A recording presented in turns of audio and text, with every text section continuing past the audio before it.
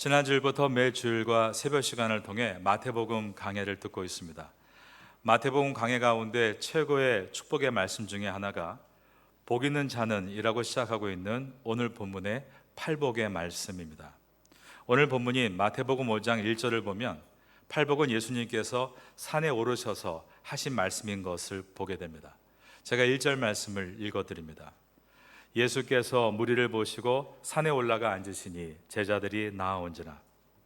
구약시대에 모세가 산 위에 올라가서 말씀을 받았는데 신약시대의 예수님은 산 위에서 말씀을 나누어 주셨습니다. 모세는 산에 오를 때 백성들이 올라오지 못하도록 금지했는데 예수님은 산 위에 오르실 때 수많은 백성들이 올라오는 것을 허락하셨습니다. 예수님께서 산에서 가르치신 내용을 우리는 산상수훈이라고 부릅니다. 그리고 그 산상수훈의 내용 가운데 핵심이 바로 오늘 본문인 팔복의 말씀인 것입니다. 이 팔복의 내용은 아주 짧고 단편적인 내용으로 되어 있습니다. 심령이 가난한 자는 복이 있나니, 애통하는 자는 복이 있나니, 온유한 자는 복이 있나니, 의에 줄이고 목마른 자는 복이 있나니 등입니다. 그러나 예수님은 이 내용을 아주 깊게 가르치셨다는 것을 오늘 본문을 통해 확인할 수 있습니다. 2절을 보겠습니다. 입을 열어 가르쳐 이르시되, 이 짧은 2절 안에 중요한 내용이 들어 있습니다. 먼저 입을 열어라는 표현은 구약시대의 선지자들이 하나님의 숨겨진 비밀을 계시할 때 쓰는 문구였습니다. 입을 열어. 이제부터 떡으로만 살던 사람들이 하나님 말씀으로 살게 될 것임을 보여주는 장면입니다. 2절의 처음 문장이 입을 열어, 그 다음 한번 저를 따라해 보시겠습니다. 가르쳐 이르시되. 헬라어는 시제가 있습니다. 이 문장은 미완료 과거형으로서 가르치기를 시작했고 바로 끝낸 것이 아니라 미완료, 즉 계속 여러 번 지속적으로 가르쳤다는 것을 보여주고 있습니다. 이 팔복의 말씀은 한 번 듣는 것으로 지나치는 말씀이 아니라 여러 번 계속 반복해서 들어야 될 매우 깊이 있고 중요한 말씀인 것을 보여주신 것입니다. 여러분 가운데도 이 팔복의 설교를 들어보신 분이 있을 겁니다. 오늘 이 팔복의 말씀을 다시 자세히 들을 때 주님의 영이신 성령의 감동을 통해 이 말씀 속에서 깊은 은혜를 만날 수 있게 되기를 예수님의 이름으로 축원합니다.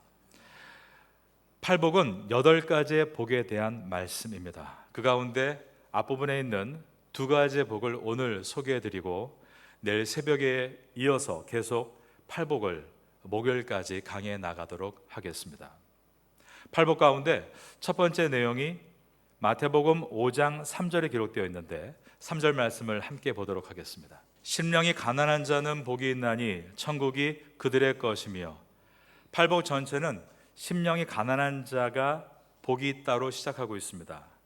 이 첫 번째 가르침은 팔복이 결코 우리가 이해하기 만만치 않은, 세상의 가치관으로 헤아리기 결코 쉽지 않은 오묘한 말씀인 것을 보여줍니다. 심령이 부요한 자가 복이 있나니라고 하신 것이 아니라 심령이 가난한 자가 복이 있다라고 하신 것입니다. 그런데 병행 본문인 누가복음 6장 20절에는 더욱 충격적으로 적나라하게 표현되어 있습니다. 거기에는 아예 심령이란 단어를 빼고 가난한 자가 복이 있나니라고 기록되어 있는 것입니다. 가난한이라고 번역되어 있는 헬라어 푸토코스라는 단어는 그 당시에 다른 사람과 비교해서 상대적으로 가난할 때 쓰는 말이 아니라 절대적인 빈곤자일 때, 가난할 때, 완전히 파산할 때 쓰는 단어였습니다. 누가복음 16장에 거지 나사로의 이야기가 나오죠. 그 거지 나사로가 헬라어 원어로 푸토코스 나사로입니다. 푸토코스는 이처럼 절대 가난함, 거지와 같은 의미에 사용되는 단어였습니다. 마가복음 12장에는 두 렙돈을 헌금하고 드리는 가난한 과부가 등장합니다. 이때도 이 가난한 과부할 때 가난하니 푸토코스라는 단어입니다. 이 여인에게는 두 렙돈밖에 없었습니다. 그 두 렙돈은 오늘날 태국 돈으로 환산하면 20바트에 해당합니다. 그런데 성경에 보면 그 돈이 그날 그녀가 가진 전부였다는 것입니다. 정말로 가난한 여인이죠. 이러한 가난을 표현할 때 푸토코스라는 단어를 사용했습니다. 고대 헬라 사회에서 이 푸토코스라는 단어는 신약성경 이전에는 단 한 번도 긍정적인 의미로 사용됐던 적이 없습니다. 매우 비참하고 수치스러운 가난함과 비천함과 부끄러움, 그 누구도 흠모하지 않는 가난함, 바로 이것이 푸토코스란 단어였던 것입니다. 하지만 예수님은 이 푸토코스의 가난함이 바로 복이다라고 하시며 이 팔복을 시작하셨습니다. 그 당시 헬라인들이 이 말씀을 들을 때 얼마나 큰 충격을 받았을까요? 이것을 상상하는 것이 어렵지 않은 것은 오늘날도 돈이 없고 가난한 것이 복입니다라고 말한다면 아무도 수용하려 들지 않을 것입니다. 여러분 어떻습니까? 가난한 것이 복이 될 수 있습니까? 오늘날 대부분의 현대인들은 가난을 행복의 조건이 아니라 가난이란 내 행복을 방해하는 가장 큰 적이라고 생각하고 살아가고 있습니다. 이 자리에 계신 분들 가운데는 현재 어떤 금전적으로 매우 어려운 형편에 놓인 분들이 분명히 있을 거라 생각합니다. 그러한 빈곤의 문제에 직면해서 불면의 밤을 새우고 있는 분도 있을 것이라 생각합니다. 그런 분에게 오늘 팔복의 첫 말씀으로 가난한 것이 복입니다라고 말하면 기대할 수 있는 것은 냉소밖에 없을 것입니다. 그러나 예수님은 기독교인들이 들어야 할 복음의 핵심을 말씀하시면서 가난에 대해서 가장 먼저 가르치셨습니다. 그 이유는 가난은 우리에게 불편을 줄 수 있지만 결코 불행을 줄 수 있다는 것을 너희는 생각하지 말고 이것을 반드시 멈춰야 된다는 것을 깨닫게 하시기 위해서입니다. 만약에 내가 가난함으로 불행할 수밖에 없다고 생각한다면 그것은 자신의 불행의 책임을 가난에게 다 전가시키려는 미성숙함밖에 안 되는 것입니다. 혹시 여러분 가운데 내가 지금 재정적으로 어려운 것이 부끄러우신 분이 계십니까? 가난은 결코 불명예스러운 것이 아닙니다. 다만 가난이 게으름과 성급함과 어리석음과 잘못된 탐심으로 일어났을 때만 그 가난이 불명예스러운 것입니다. 오늘날 기독교인이 가난해서 청렴해서 비난받는 것은 별로 없습니다. 그런데 기독교인들이 그 가난을 벗어나고자 세상의 방법으로 거짓으로 잘못된 길을 선택하기 때문에 많은 사람에게 비난을 받는 것입니다. 우리는 가난을 부끄러워하는 것을 회개해야 되고 그 가난을 벗어나기 위해 잘못된 길을 가려는 그 마음을 회개해야 하는 것입니다. 그러면 왜 가난이 복이 되는 것입니까? 그 답이 오늘 본문 속에 들어 있습니다. 한번 저를 따라하겠습니다. 심령이 가난한 자는 푸토코스, 이 가난함이 복이 되는 이유는 우리의 그러한 무너짐과 파산이 오히려 우리의 심령을 가난하게 만들어주기 때문입니다. 어느 분의 간증을 읽은 일이 있습니다. 20억의 빚을 지고 살 소망이 끊어졌다고 합니다. 그런데 아는 지인이 교회로 전도를 해서 구역에 편성됐는데 그곳에서 많은 은혜를 받았다는 것입니다. 그 이유가 그 구역의 구역장님이 50억의 빚을 지고 있었기 때문이었습니다. 그래서 그 구역장님이 자신의 가난한 마음을 너무 잘 알고 있었기 때문에 어떤 위로의 말을 해도 그렇게 가슴에 와 닿았다는 것입니다. 이 두 분은 함께 손을 잡고 뜨겁게 눈물을 흘리며 이렇게 기도했다고 합니다.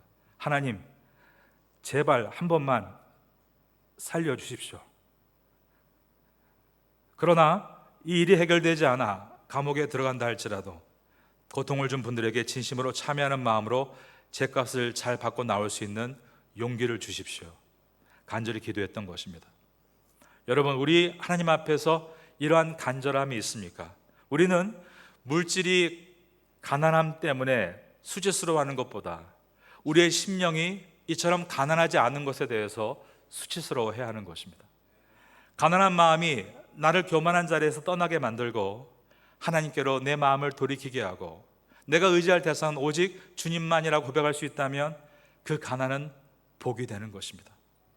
심령이 가난한 자가 복이 있나니 천국이 저희의 것이며, 이 은혜를 여러분 마음 깊이 받게 되시기를 예수님의 이름으로 축원합니다. 팔복 중에 두 번째 복을 따라하겠습니다. 애통하는 자는 복이 있나니. 성경은 인간의 슬픔에 대해서 다양하게 가르칩니다. 이 슬픔이란 단어가 성경에 무려 9가지가 등장하고 있는 것입니다. 그만큼 인간에게 슬픔을 우리가 해석하고 이해하는 데는 많은 노력과 많은 이해가 필요합니다. 성경에 나오는 9가지의 슬픔 가운데 오늘 본문에 나와 있는 이 애통이라는 단어는 헬라어 원어로 템페오라는 단어인데, 이 단어는 슬픔의 극치를 보여줄 때 쓰는 단어입니다. 구약 성경에 우리가 야곱의 이야기가 나오는데, 이 구약 성경을 헬라어로 기록한 것을 70인역이라고 부릅니다. 그 70인역에 야곱이 사랑하는 아들 요셉이 짐승에 찢겨 죽었다 소식을 들을 때 얼마나 마음이 아팠겠습니까? 우리 안에 가장 큰 아픔은 자녀의 죽음입니다. 창자가 끊어지고 뼈가 녹아내리는 아픔, 이 아픔을 표현할 때 쓰였던 단어가 템페오라는 단어였습니다. 세상에 그 어떤 것보다 이것을 이길 수 있는 슬픔은 없는 것입니다. 예수님은 그런데 그 템페오, 그 애통함을 아는 자가 복이 있나니 그가 위로를 받을 것이다 라고 하셨습니다. 제가 30세 때 한 중반 때였습니다. 저와 잘 알고 있는 한국의 한 전도사님이 계셨는데, 그분은 정말 인물이 너무 좋고 성악을 전공해서 목소리가 너무 아름답고 게다가 성격이 너무 좋아서 성도들에게 살아있는 성자다 이런 말까지 들었던 귀한 전도사님이십니다. 근데 어느 날부터인가 몸이 붓기를 시작했습니다. 성도님들은 전사님한테 친하니까 좀 살 좀 빼라고 구박을 했습니다. 그런데 사실 병에 든 것이었습니다. 불치의 병에 걸려 사경을 헤매기 시작했습니다. 그분의 아버님도 목사님이셨습니다. 시골에서 목회하시면서 서울에 아들이 있는 병원에 일주일에 몇 번씩 방문을 하셨습니다. 아무리 주의 종이어도 자식의 사랑은 모두 같은 것입니다. 그러나 마지막 아들의 임종시에 아버지 목사님은 교회에서 예배를 인도하고 계셨고 사모님만이 그 병실에서 아들의 임종을 지켜보고 있었습니다. 아들이 사경을 헤매다가 잠시 눈을 떴다고 합니다. 마치 긴 잠을 자고 난 사람처럼 큰 기지개를 켜면서, 어머니, 제가 꿈을 꾸었는데 제 집이 너무 좋아요. 그러자 부모님은 왜 가려고? 라고 어머니가 물었다는 겁니다. 그리고 전사님은 숨을 거두었습니다. 자식의 죽음 앞에 목사님이라 할지라도 사모님이라 할지라도 그 템페오, 가슴에 찢어지는 아픔을 참을 수는 없는 것입니다. 하지만 놀랍게도 그때마다 하나님께서 오늘 말씀과 같이 애통하는 자는 복이 있나니 그가 위로를 받을 것이다. 마지막 그 아들 전사님의 말이 계속 기억나게 해주시는 것이었습니다. 그 아들의 마지막 말이 천국에 있는 제 집이 너무 좋아요. 자식에게 보여주신 그 천국을 꿈꾸면서 이 목사님은 얼마 안 남은 인생이었지만 정말 최선을 다해 살 것을 다짐했고, 그분도 원래 몸이 아프신 분입니다. 중풍병으로 쓰러진 적도 있었겠지만 늘 새벽 예배를 드리고 아침마다 목적을 위해 저 언덕 너머까지 힘을 다해 걸어서 다시 돌아오고, 그렇게 기력을 회복해서 정말 일반 전물 목사 못지않게 저보다 더 많이 열심히 목회를 끝까지 감당하셨습니다. 큰 슬픔을 당하신 분들 이 자리에 계십니까? 여러분, 그 슬픔이 아무리 커도 애통하는 자는 복이 있나니 그가 위로를 받을 것이며, 그 슬픔이 아무리 커도 하나님의 위로는 그 슬픔보다 더 크다는 것을 늘 잊지 마시기를 바랍니다. 그러므로 그 애통이 우리에게 복이 될 수 있는 것입니다. 애통함이 오히려 복이 되어 그 애통이 위로자이신 주님 만나는 은혜가 될 수 있기를 예수님의 이름으로 축원합니다. 우리는 나의 문제일 때만 애통할 때가 많습니다. 남의 문제에 대해서는 한국 사람들 속담과 같이 남의 집 불구경할 때가 많습니다. 회개를 할 때도 나의 죄를 위해서, 또 우리 가족의 누구를 위해서 애통해야 하고 돌아오기를 바라며 기도하고 회개할 때가 많지만, 또 그 문제가 해결되면 더 이상 애통해하지도 않고 기도하지도 않습니다. 우리는 누가복음 15장을 읽을 때, 집 나간 둘째 아들의 이야기를 들을 때 우리 집에 집 떠난 우리 자녀 누구, 또 우리 가족, 그렇게 우리만 생각할 뿐, 나만 생각할 뿐, 이 죄를 짓지 않았다고 말하면서 동생의 죄를 지적하고 있는 이 탕자의 형을 돌아보지 않을 때가 많습니다. 우리가 항상 나는 문제가 없다 그러고 살 때가 많고, 남의 죄를 위해서 애통하고 회개하는 마음을 갖지 못할 때가 많은 것입니다. 우리는 남이 잘못한 것에 대해서 가슴 아파해야 되고, 이 인류가 어려운 것에 대해서 가슴 아파하며 중보해야 될 책임이 있는 사람들입니다. 2차 세계대전이 일어났을 때 일본은 중국의 군대를 파병했고 중국 대륙을 싸움터로 만들었습니다. 중국 군인들뿐 아니라 많은 중국의 여인들과 아이들을 죽였는데, 특별히 남경 살육은 독일의 가스실을 비교할 만큼 아주 잔악한 살해였습니다. 남경은 오늘날 난징이라는 도시입니다. 하지만 몇 해 후에 일본은 패망했고, 당시 중국에는 일본 군인을 비롯해 민간인들까지 약 200만 명이 아직 중국을 벗어나지 못하고 머물고 있었습니다. 패전국이 된 일본이 가장 두려운 것이 무엇이었을까요? 중국의 보복이었습니다. 그런데 중국은 그들 중에 귀국을 희망한 사람들이 한 사람도 죽지 않도록 그들을 보호하며 전원 무사 귀국을 시켰습니다. 뿐만 아니라 일본은 전쟁 후에 분단이 되지 않았습니다. 우리나라는 남북으로 분단이 됐습니다. 사실 패전 당시에 일본 분할설이 있었습니다. 북해도 및 동북은 소련이, 구주 등은 중국이, 그 밖의 섬들은 미국에 영유하자, 이러한 제안이 소련으로부터 나왔습니다. 사실 우리나라가 남북으로 갈리는 것보다 여러 개 섬으로 이루어진 섬나라 일본이 여러 개로 갈리는 것이 훨씬 더 쉬운 일이었습니다. 그러나 결국 일본은 분단은커녕 하나의 나라를 이루면서 독일과 같이 전쟁에 대한 배당금도 지불하지 않았습니다. 역사는 이 이유에 대해서 중국의 장개석 총통 이야기를 꺼냅니다. 중국의 장개석 총통은 중국에 남아있는 일본인들을 살해하지 못하게 만들고 희망자들은 모두 본국으로 돌아가게 했고, 일본 분할을 주장하는 소련의 주장에 반기를 들고 저지했던 것입니다. 그런데 장개석 총통이 일본 분할을 반대한 이유가 더 중요합니다. 그가 일본 분할을 반대한 이유는 일본에 있는 가가와 목사 때문이었습니다. 일본이 중국을 점령하고 전쟁을 일으키고 중국 인민들을 학살하고 있을 때 일본의 원로인 가가와 목사님은 일본의 만행을 규탄하고 진심 어린 마음으로 중국을 위해 눈물로 애통하며 기도했던 것입니다. 중국의 장개석 총통이 이런 말을 남겼습니다. 일본은 지독하다, 일본은 잔악하다. 그러나 오늘도 가가와 선생이 뜨거운 눈물로 이 중국을 위해 기도하는 것을 생각하면 일본을 미워할 수만은 없다. 정말 가가 목사님 같은 자기의 문제를 뛰어넘어 민족의 죄를 애통해하며 기도하고 인류를 위해 기도하는 사람이 있을 때 하나님의 뜨거운 위로가 임하게 되고 문제가 해결받게 된 것입니다. 어떤 분은 자신을 위해서 애통해하면서 세상을 향해서는 무통한 사람들이 참 많습니다. 자기의 가족을 위해서는 애통해하면서 이웃의 아픔에 대해서 무통한 경우가 많은 것입니다. 예수님은 애통하는 자가 복이 있나니라고 하셨습니다. 지금은 전 세계가 잔치를 할 때가 아니라 애통해야 할 때입니다. 우리가 안전하다고 우리의 삶에 안주할 때가 아니라 전 세계의 아픔을 놓고 함께 눈물로 기도해야 될 때입니다.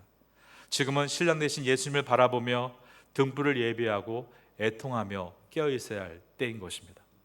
신랑이 오면 그때 진짜 잔치가 일어나게 될 것입니다. 예수님께서 오실 때까지 세상의 모습은 점점 폐역하게 될 것입니다. 무정의 시대라는 말을 합니다. I don't care라고 하죠. 나와 상관없다. 그러므로 이 시대에 진정으로 필요한 사람은, 애통하는 사람은 복이 있나니, 바로 애통하는 사람입니다. 저는 팔복을 천국의 공식이라고 생각합니다. 이것은 이 땅에서 잘 살라고 주신 것이 아니라 천국을 가기 위해 주신 말씀이라고 생각합니다. 팔복의 첫 번째 말씀이 심령이 가난한 자가 복이 있나니 천국이 그들의 것이며 라고 되어 있기 때문입니다.